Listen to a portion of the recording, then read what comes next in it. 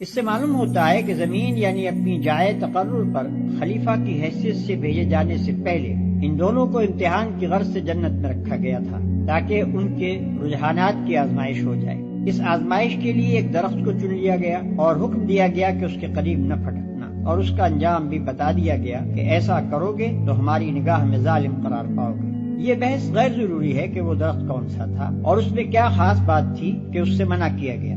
منع کرنے کی وجہ یہ نہ تھی کہ اس درخت کی خاصیت میں کوئی خرابی تھی اور اس سے آدم و حوا کو نقصان پہنچنے کا خطرہ تھا۔ اصل غرض اس بات کی آزمائش تھی کہ یہ شیطان کی ترغیبات کے مقابلے میں کس حد تک حکم کی پیروی پر قائم رہتے ہیں۔ اس مقصد کے لیے کسی ایک چیز کا منتخب کر لینا کافی تھا، اسی لیے اللہ نے درخت کے نام اور اس کی خاصیت کا کوئی ذکر نہیں فرمایا۔